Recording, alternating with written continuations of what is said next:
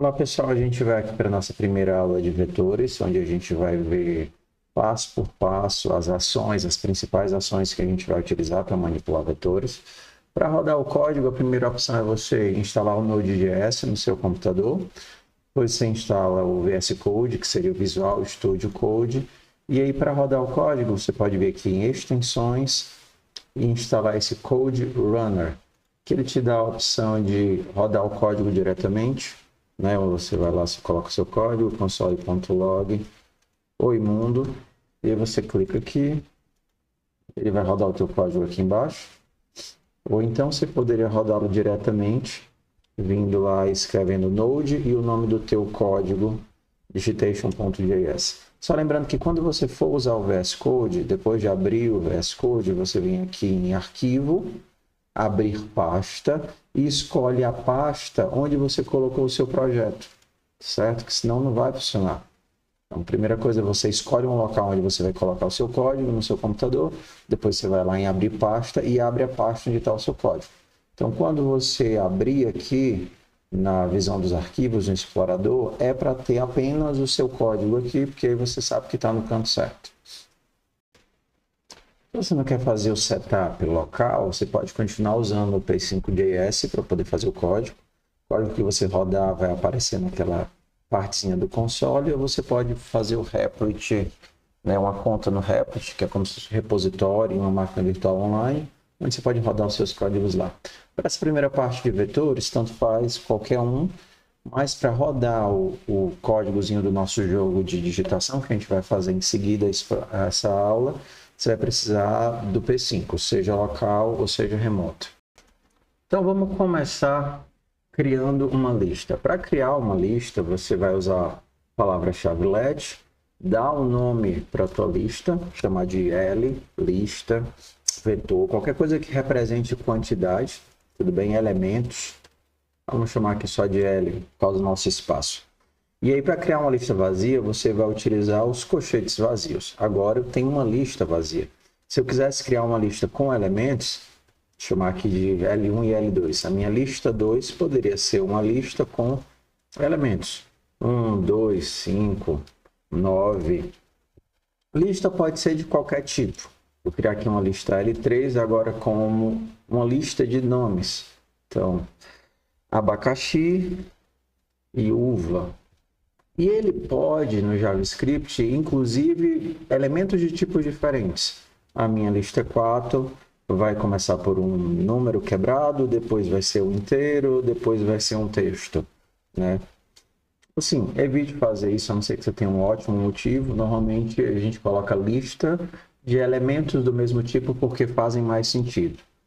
Para mostrar a lista, você pode mandá-la diretamente para o console.log, para que você enxergue o conteúdo dela. Então, eu vou mandar aqui L2 para o console.log e vou mandar aqui também o L4. Ele vai formatar no modelo padrão de lista, que é entre colchetes e com espaço. Então, vamos rodar aqui nosso código para a gente ver o que está saindo. Então, 1, 2, 5, 9, e aqui eu tenho 3.123, 8, e ovo, ele mostra que é um string colocando aspas simples. Então, primeiro passo, criar listas, confere. Tendo a minha lista, eu posso acessá-los, os elementos individualmente. Então, vamos começar aqui só com essa lista aqui, tá certo? Vamos criar aqui uma lista com algumas vogais. A, E, I, O, U. Então, aqui é a minha lista de letras. Vou chamá-lo de lista de letras. Se eu quisesse todos os elementos, eu poderia mandar imprimir letras não, vogais. Vogais. Atenção que a lista ela começa com letra minúscula, porque ela é uma variável normal, e dê a ideia de quantidade. Então, a lista é para se chamar vogais, e não o vogal. O vogal é quando você representa uma única entidade. Várias entidades, que é a ideia da lista, você usa o plural. Vogais. Se eu mandar imprimir vogais, ele vai imprimir todas as vogais. Se eu quero só um deles, eu utilizo um índice. O mesmo caractere que a gente utilizou para criar a lista, a gente pode utilizar para acessar individualmente. Então, se eu quiser o meu primeiro elemento, seria o 0. Esse daqui começa o índice 0 e aí a gente vai 1, 2, 3, 4. Então, se eu mandar imprimir a primeira vogal, o meu primeiro elemento da lista seria o A. Se eu quisesse o último, seria o índice 4. Mesmo que ele tenha 5 elementos, como ele começa do 0, ele vai do 0, 1, 2, 3 e 4. Então, o último é o U. Então, normalmente, a gente vai de 0, que é o primeiro, até o último, e a gente poderia puxar o tamanho da lista através de vogais.length com TH menos 1. Esse daqui é o primeiro índice, esse daqui é o último índice. Agora a gente chega num detalhe, ou chega até a ser um problema da linguagem. Um problema não, uma forma como ela funciona.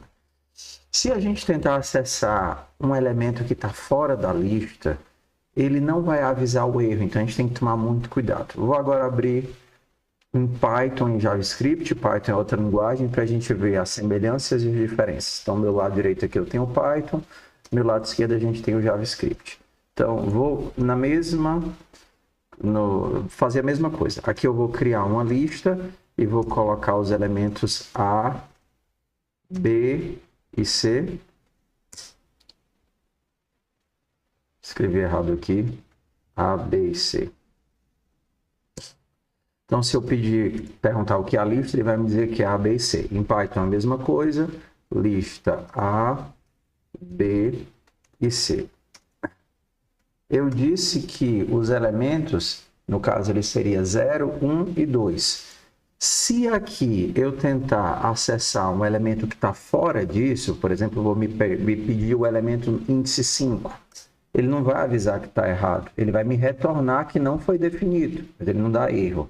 Se eu tentar fazer isso em outra linguagem qualquer e tentar pegar o elemento número 5, ele vai me disparar um erro e ele não vai fazer a operação, tá? Então, tome cuidado quando for acessar os elementos. Segundo, se eu tentar escrever algo num elemento que está fora da lista, ele vai criar em JavaScript. Então, na posição 10, eu vou colocar um X. Se eu perguntar agora o que é a lista, ele vai dizer que a lista é A, B, C, 7 posições vazias e o X. Se eu tentasse fazer isso em qualquer outra linguagem, normalmente ele diria, ei, essa posição não existe, está errado. Então, o que é o problema do JavaScript? Se por acaso você acessar uma posição fora dos limites da lista, você vai precisar ficar verificando isso manualmente, porque ele não vai te avisar que você está fazendo uma operação inválida ou irregular. O meu acesso ele pode tanto ser feito no modo leitura, por exemplo, vou acessar o elemento índice 2, que no caso aqui é 0, 1, 2, vai ser o I, ou no modo de alteração de escrita. Vou dizer que minhas vogais na posição 2 agora não vai ser mais o I, vai ser o K. Então, quando eu faço isso, eu altero a posição da lista. Se eu pedir para mostrar a minha lista, ele vai mostrar que agora eu tinha o I, mas agora eu vou ter o K no lugar do I. Vou rodar aqui. Então, antes, tá. Vogais na posição 2. Era o I e agora vai ser o K. Pronto. Era o I e agora eu vou ter AK, AEK, OU.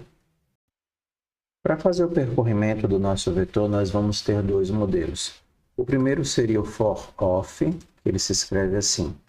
Para cada, e aí você escolhe o nome de variável, por exemplo, para cada elemento do, e aí você escreve o nome do vetor, para cada elemento de vogais, e aí essa variável vai assumir cada um desses valores, A, E, I, O, U, você faz o que você quiser, por exemplo, console.log, o nome da minha variável, para cada um desses elementos que foi copiados para dentro do vetor, você pode fazer isso. E você vai ter todos os valores das variáveis que estão dentro do vetor.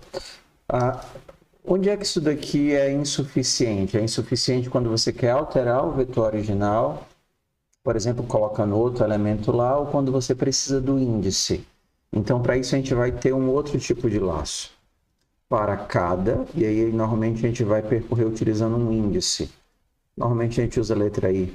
Para cada I começando em 0, seria, ou seja, o primeiro elemento, I menor do que o tamanho do vetor, porque eu quero que ele vá para 0, 1, 2, 3 e 4.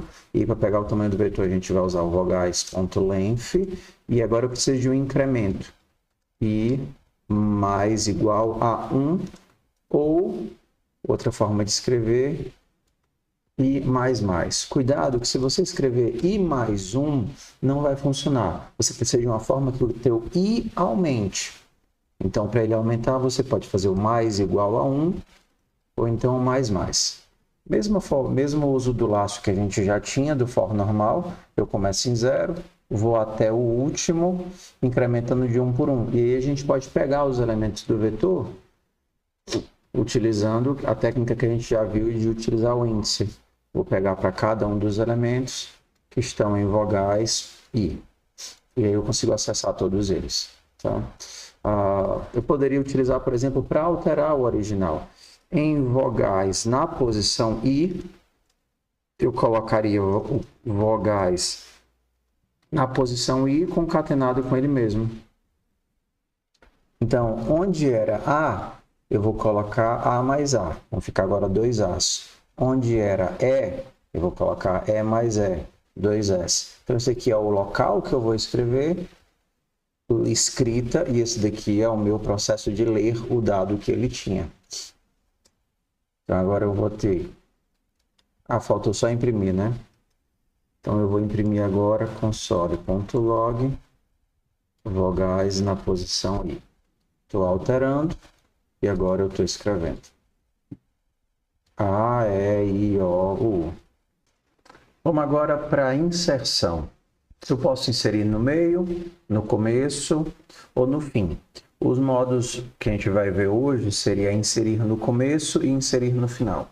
Se eu tenho um vetor como esse, por exemplo, eu tenho até o A, E, I. Para inserir no final, eu vou utilizar um comando de push. Push pega o valor e insere no final. Vou inserir o O, vogais.push, vou inserir o U. Então, se eu mandar agora ver o que é que tem no meu vetor de vogais, console.log, vogais, eu vou ter a lista completa. A, E, I, O, U. Outra forma de você alterar o teu vetor seria inserindo no começo. Então, vamos fazer de conta que eu tenho o I. Então, vou inserir o O e o U no final. Como a gente já viu, vogais.push O, vogais.push U, e agora eu preciso inserir no começo. Antes do O, eu vou inserir, antes do I, né, que eu vou ter aqui, eu vou inserir o E. O comando de inserir no começo é o unshift. Então, vogais.unshift E. Se eu perguntar o que é que tem agora no meu vetor, ele vai mostrar que eu tenho E, I, O, U. Se eu quero escrever agora de novo, antes do vetor no comecinho dele, o A, eu vou usar de novo o unshift A. Aí ele vai me mostrar A, E, I, O, U.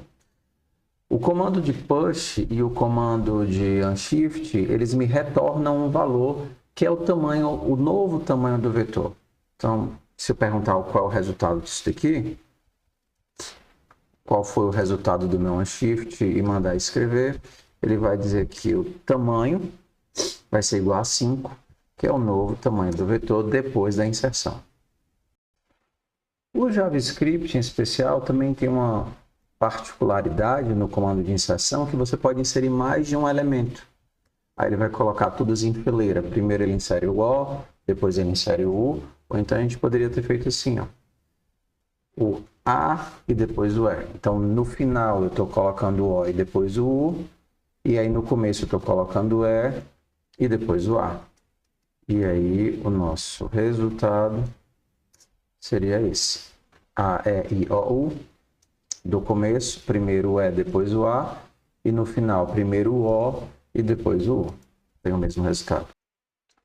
Para fazer a minha remoção, a gente vai ver a remoção do começo e a remoção do final. Remover do começo é o shift, é o contrário de inserir no começo. Inserir no começo é o unshift. Enquanto inserir coloca o elemento do parâmetro e devolve o tamanho, a remoção me devolve o elemento que foi removido. Então, se eu quisesse saber quem é que estava no começo, só saber, eu faria vogais na posição 0. Mas se eu quero remover e retirar e devolver quem estava no começo, eu faria vogais ponto shift. O shift vai remover o A e vai colocar o A no começo. Se a gente olhar aqui para a descrição, o shift ele me devolve uma string, né, que é quem estava no começo, ou se não tem ninguém, né, se o vetor estava vazio, ele vai devolver o undefined. No caso aqui, se eu perguntar quem está no começo, ele vai me dizer, no caso aqui, que era o A. E se eu mandar imprimir vogais, como o A foi removido, ele vai me devolver só E-I-O-U. Se eu quisesse remover do final, eu não usaria o shift, eu usaria o pop. O pop me devolve o último elemento e ele deixa o vetor sem o último elemento, né? Ele retira e remove. Então, se eu mandar perguntar aqui quem é que estava no final, o U, e agora meu vetor não tem mais o U, tem o A, o E, o I e o O.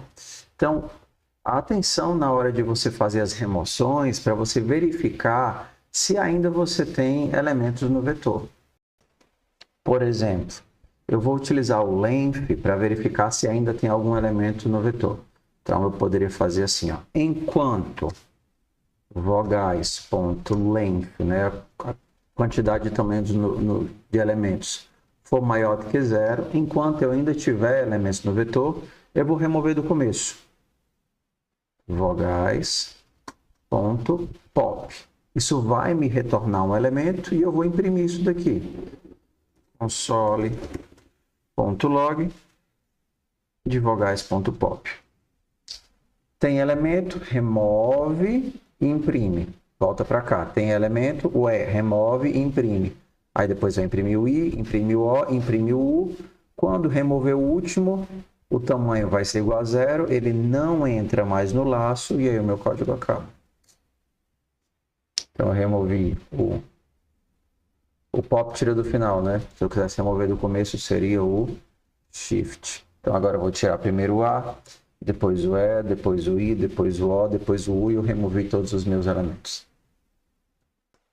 O último conceito que a gente vai precisar para fazer nosso jogo da digitação vai ser a ideia de filtragem. Então, vamos imaginar que eu tenho vários elementos, vou chamar aqui de lista, e a minha lista vai ter vários elementos. Vou colocar aqui 2, 1, 3, 4, 5, 2, 6 e 7. Se eu quisesse remover todos os números pares, quero tirar o 2, quero tirar o 4, quero tirar todo mundo, a forma mais fácil é criar uma nova lista com os elementos que eu quero, ao invés de pensar nos elementos que eu não quero. Então, eu quero uma nova lista só com os ímpares. Então, eu vou fazer assim, ímpares, e aí eu crio uma lista vazia. Agora, eu vou percorrer a minha lista original pegando só os elementos que eu quero. Se eu quero remover os pares, eu quero ficar com os ímpares. Então, como eu não preciso dos índices, só preciso dos elementos, para cada elemento da lista. E agora eu vou fazer um teste. Ué, eu quero só os ímpares. Como é que eu sei se ele é ímpar? Se o meu elemento mod 2 foi igual a 1, ele é ímpar. Se ele é ímpar, eu quero ficar com ele. Como eu quero ficar com ele, eu vou jogar na lista de ímpares. Para colocar no final da lista, a gente já viu, a gente usa o push. Então, eu vou colocar esse meu elemento no final da minha lista de ímpares. No final, a lista de ímpares tem todos os elementos que eu quero, tudo bem? E aí eu vou atualizar a minha lista original. A minha lista original se chamava lista, então agora a lista recebe ímpares. Então vamos lá. Percorri a lista original, verifiquei quem eram os elementos que eu queria, eu guardei numa nova lista. No final, eu pego a minha nova lista e jogo na lista original, substituindo a lista original. Agora, eu tenho o que eu queria desde o começo, que era retirar todos os pares. Retirei todos os pares, escolhendo apenas os ímpares. Se eu der aqui um console.log de lista, eu vou ter apenas os ímpares. 1, 3, 5 e 7. Então isso era o que a gente precisava para fazer o nosso joguinho da digitação. Bora pro jogo.